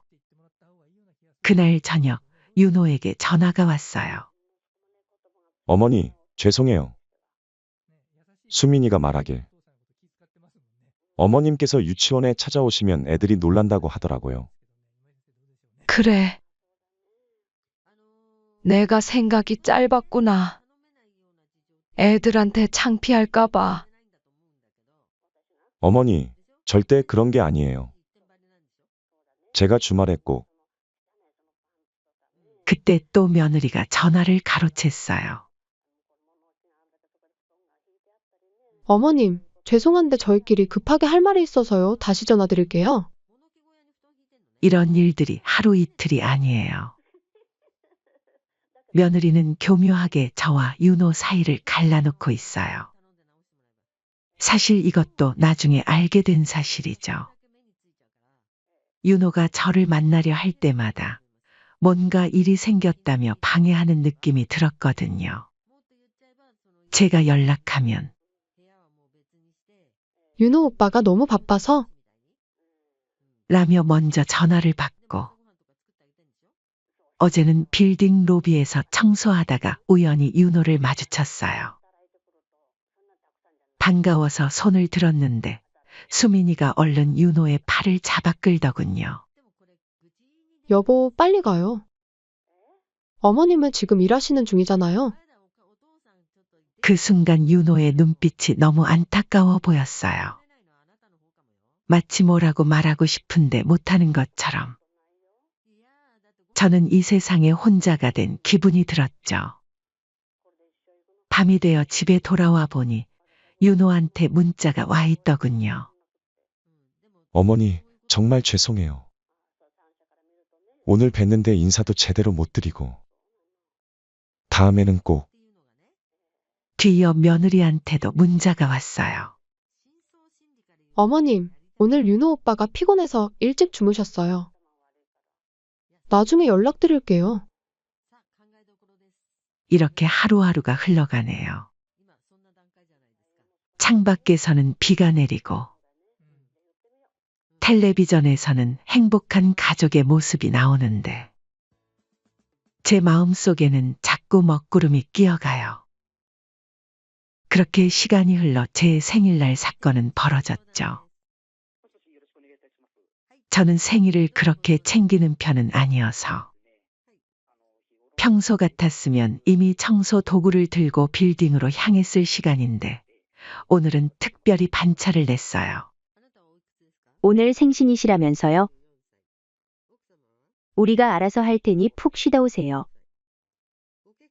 같이 일하는 분들이 그렇게 말했거든요. 아침 일찍부터 장을 보고 돌아와 윤호가 좋아하는 반찬들을 하나하나 정성스레 만들었어요. 도라지 무침을 하면서 문득 옛날 생각이 났어요. 윤호가 중학생이었을 때였죠. 엄마, 이거 진짜 맛있다. 친구들이 급식보다 엄마가 싸주시는 도시락이 100배 더 맛있대. 정말? 근데 엄마가 아침 일찍 청소하러 가야 해서 도시락이 차가워질 텐데. 괜찮아요. 차가워도 우리 엄마가 만든 반찬이 최고예요. 어제는 민수가 자기네 가정부가 만든 도시락이랑 바꿔 먹자고 했는데 전 절대 안 바꾼다고 했죠. 그때 윤호의 그 해맑은 미소가 아직도 선명해요. 언제부터였을까요? 그 순수했던 아들이 이렇게 변해버린 게. 떨리는 마음으로 며느리에게 전화를 걸었어요. 여보세요? 어머님 무슨 일이세요? 윤호랑 오늘 시간 되니? 나 생일인데 같이 식사나 하지 않을래? 내가 미역국도 끓여놓고. 며느리 수민이의 목소리가 어색하게 들렸어요. 어머님, 죄송한데 오늘은 정말 안 될 것 같아요. 윤호 씨도 오늘 너무 바쁘시고. 그래도 잠깐이라도. 점심이라도. 어머니, 안 된다 했잖아요. 저도 오늘 중요한 약속이 있어서요. 그만 얘기하시고 다음에 시간 될 때 찾아뵐게요. 전화를 끊고 나니 갑자기 눈물이 나려고 했어요. 식탁 위에 차려놓은 반찬들이 왠지 허전해 보이네요. 그때 옆집 김 할머니가 찾아왔어요. 정자 씨, 생일 축하해. 내가 떡 좀 사왔어. 어휴, 뭘 이런 걸 다 고마워라. 아들네는 언제 와? 오늘은 다들 바쁘대. 김 할머니가 잠시 망설이더니 입을 열었어요. 정자 씨, 내가 말해야 할지 말아야 할지 모르겠는데.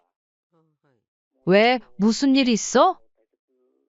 아까 마트 갔다가 며느리랑 사돈 봤어. 하남 스타필드 간다고 막 신나하던데. 순간 제 심장이 멎는 것 같았어요. 손이 덜덜 떨리기 시작했죠. 내가 괜한 말을 했나?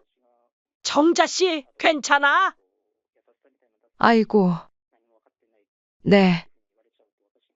들어가세요. 감사합니다.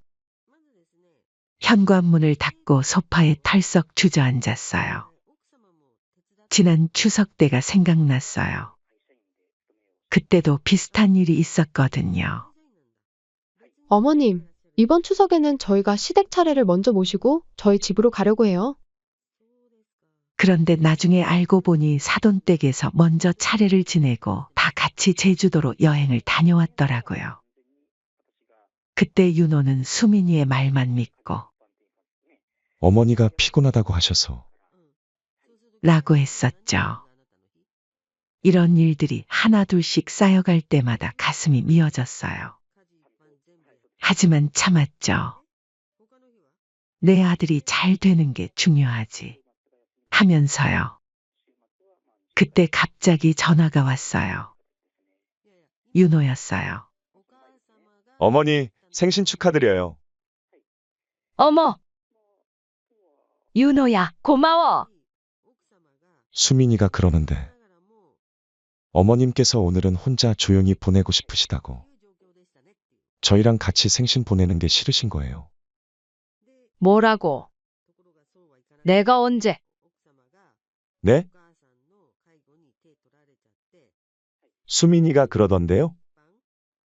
어머님께서 생신날은 조용히 보내고 싶다고 하셨다면서요? 윤호야. 엄마가 아까 수민이한테 전화했어.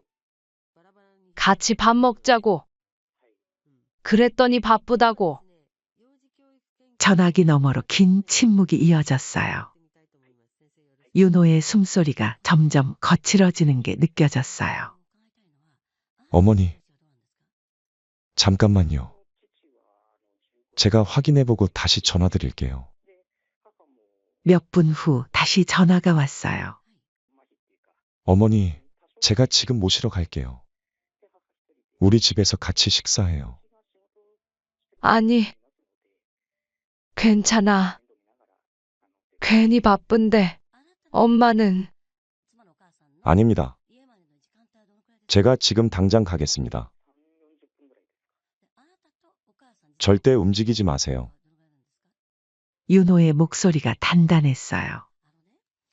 30분쯤 지났을까 초인종이 울렸어요. 어머니, 저 왔어요. 문을 열자 윤호가 서 있었어요. 평소와는 다른 굳은 표정이었죠. 어머니, 죄송합니다. 제가 너무 바보 같았네요. 차를 타고 가는 동안 윤호는 계속 미안하다고 했어요.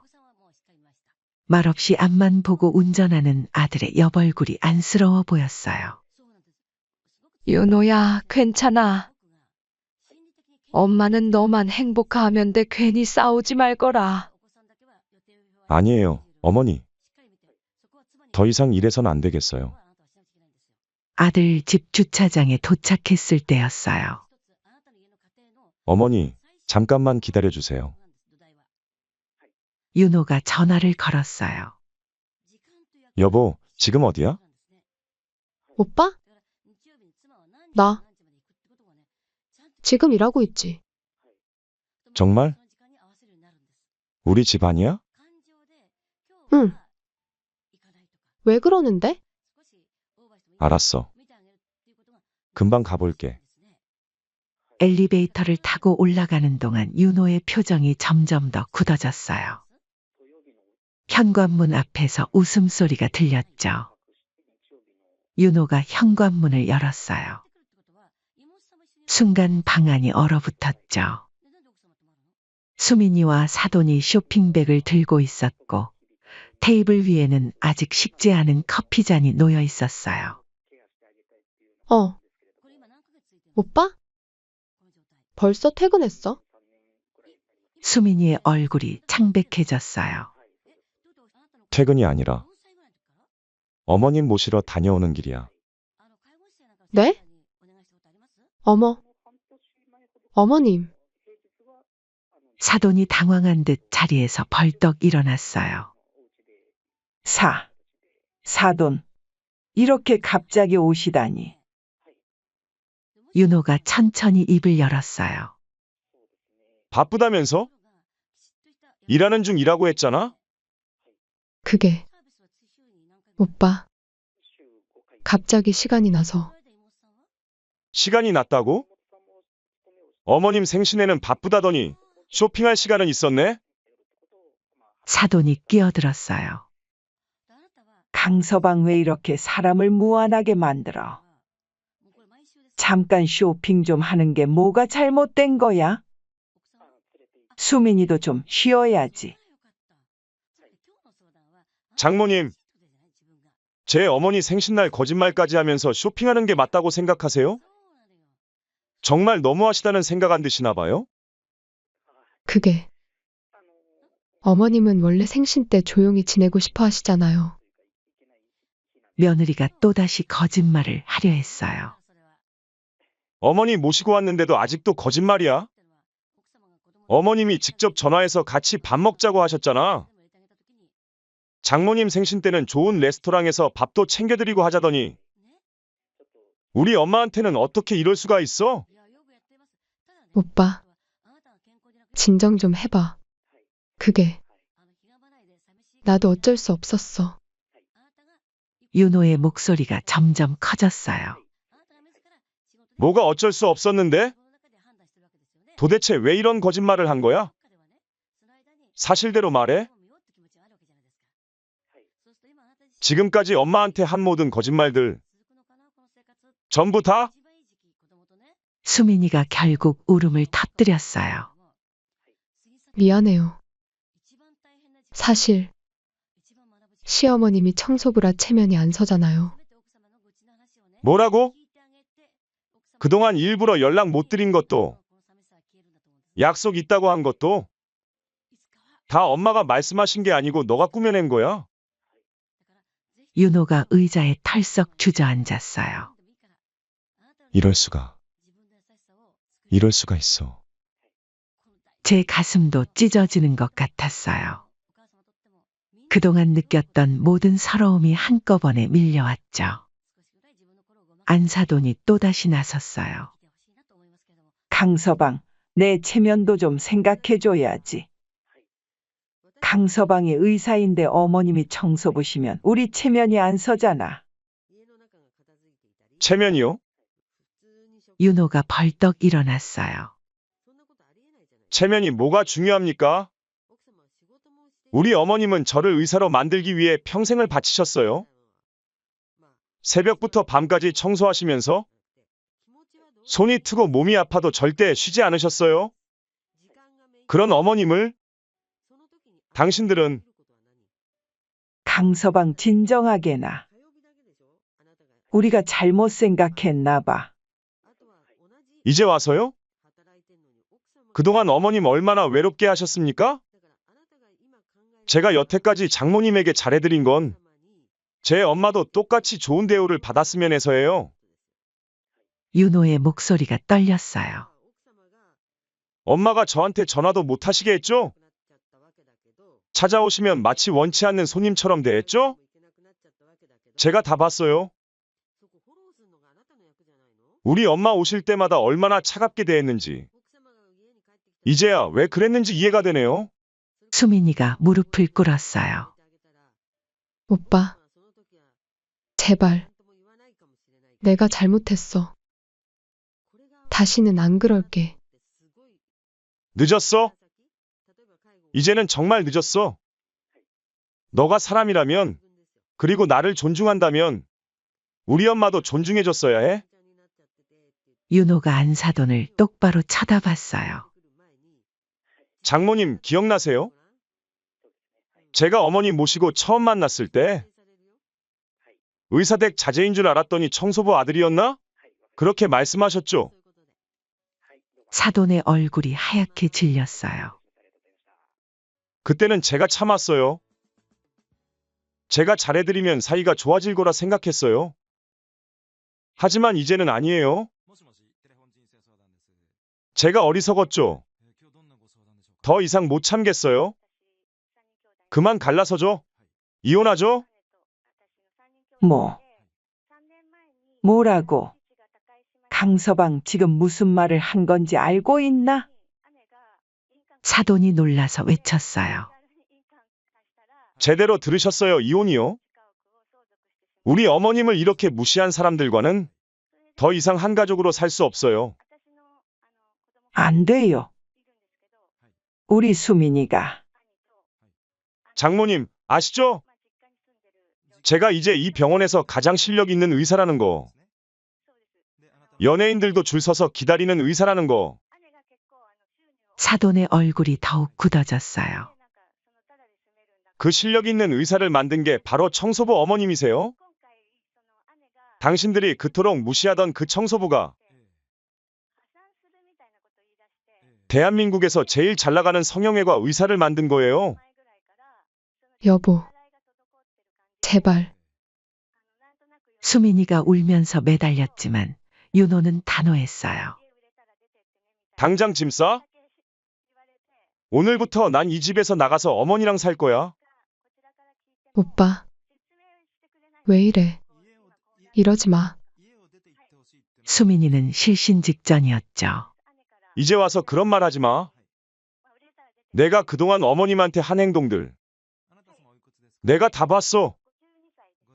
어머님 오실 때마다 바쁘다고 하고 손주들 못 보게 하고 이제 와서 미안하다고 하는 거야? 그러게 평소에 잘했어야지. 어머니, 이제 제가 모시고 살게요. 더 이상 이런 사람들 때문에 상처받지 않으셔도 됩니다. 윤호가 제 손을 꼭 잡았어요. 따스한 온기가 전해져 왔죠. 당신, 아니 강서방, 이럴 수는 없어. 우리 딸이. 사돈이 발버둥 쳤지만 윤호는 이미 결심한 듯했어요.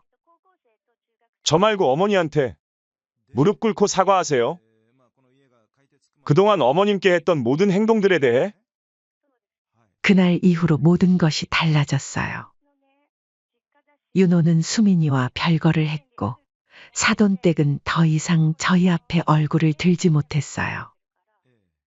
사돈의 얼굴이 점점 창백해져 갔어요. 예전에 저를 무시하던 그 도도한 표정은 온데간데 없이 사라졌죠. 그렇게 시간이 흘러 아들이 별거한 지 한 달이 지나 사돈과 며느리 수민이가 다시 아들을 보러 찾아왔죠. 윤호 씨, 우리 다시 한번 생각해보면. 더 이상 생각할 것 없어.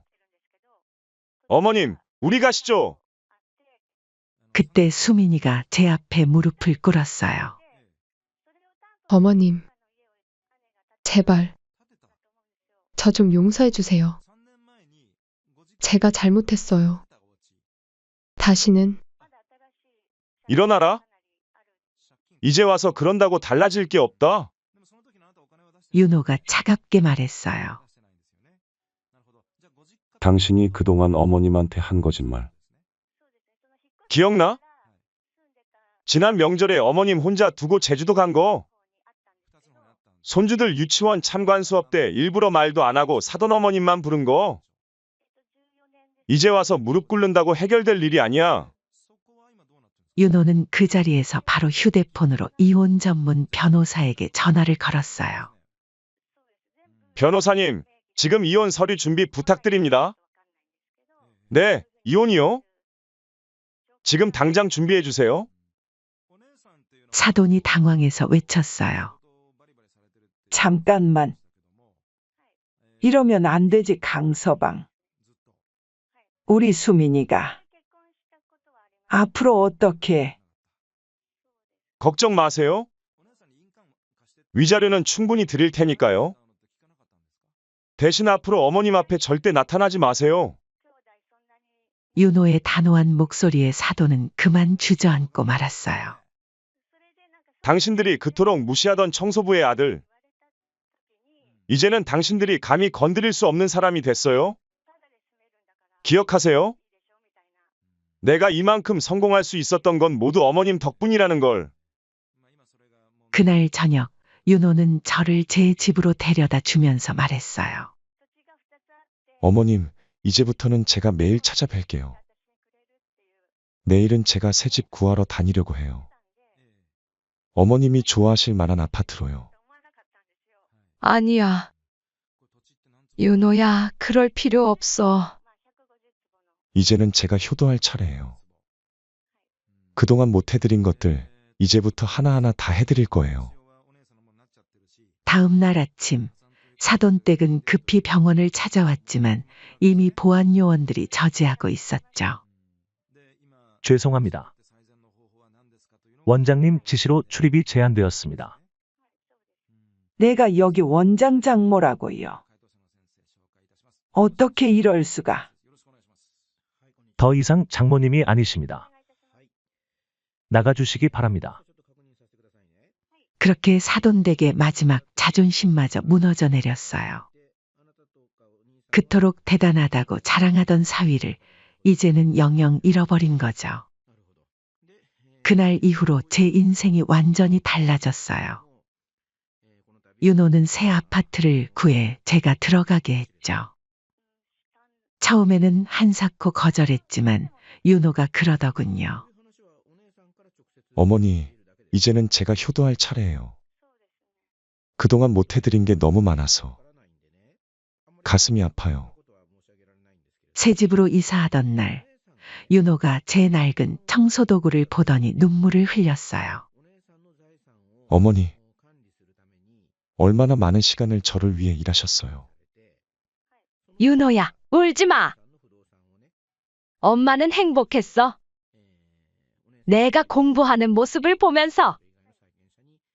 그리고 너가 잘 되는 모습을 보면서 엄마는 정말 행복했단다.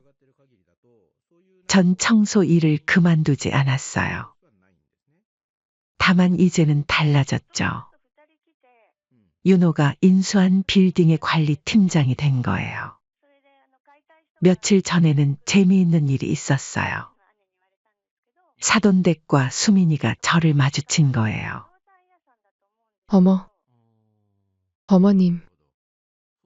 수민이는 얼굴이 하얘져서 그 자리에 굳어버렸어요. 예전에는 저를 무시하던 사돈은 이제 고개를 푹 숙인 채 인사를 하더군요. 안녕하세요. 전 당당하게 앞을 보며 지나갔어요. 뒤에서 들려오는 말이 들렸죠. 저분이 원장님 어머니세요? 이제 이 빌딩 관리 팀장이시래요? 간호사들의 수군거림에 사돈댁의 얼굴이 붉어지는 게 보였어요. 윤호는 이제 매일 아침 출근길에 들러요. 어머니, 오늘은 제가 좋아하는 도라지 무침 냄새가 나네요? 그래. 내가 어렸을 때부터 좋아하던 거. 이따가 퇴근하고 올게요. 오늘은 손주들도 데려올 거예요. 손주들이 찾아오면 집안이 떠들썩해져요. 할머니, 이제 우리가 맨날 올 거예요. 아빠가 그러는데 할머니가 세상에서 제일 좋은 분이래요. 그런 손주들의 말을 들으면 눈시울이 붉어져요. 예전에는 몰래 만나야 했는데 이제는 당당하게 만날 수 있다는 게 너무 감사해요. 며칠 전에는 마트에서 또 한 번 사돈을 마주쳤어요. 예전에 그 당당하던 모습은 온데간데 없이 고개를 숙이며 저에게 다가오더군요. 어머님, 사돈이 떨리는 목소리로 말을 걸었어요. 죄송합니다. 그동안 정말 죄송했어요. 하지만 전 그저 스쳐 지나갔어요. 지난 세월 동안 제가 받은 상처들을 생각하면 아직은 용서하기 힘들었거든요. 윤호는 요즘 부쩍 바빠졌어요. 병원은 더 잘 되고 있었죠. 그래도 저녁만 되면 어김없이 찾아와요. 어머니, 제가 이만큼 성공할 수 있었던 건 다 어머님 덕분이에요. 그럴 때마다 전윤호의 손을 꼭 잡아요. 아니야. 내가 열심히 한 거지. 어머님이 청소하시면서 번 돈으로 저를 공부시켜 주셨잖아요. 그 은혜를 어떻게 다 갚아요? 얼마 전에는 수민이가 길에서 절 발견하고 달려왔어요. 어머님, 제발 한 번만 용서해 주세요. 제가 너무 잘못했어요. 하지만 돌이키기에는 너무 멀리 와버렸죠. 윤호가 이런 말을 했어요. 어머니, 이제는 정말 행복하시죠? 그래. 이제는 진짜 행복해. 너도 그만 섹시 얻어서 새 출발해야지. 늙은 어미만 모시지 말고. 이제 저는 더 이상 숨어 살지 않아요. 당당하게 걸어 다니죠. 청소부였던 제가 아들을 훌륭한 의사로 키웠다는 게 자랑스러워요. 그 누구도 이제는 저를 함부로 대하지 못해요.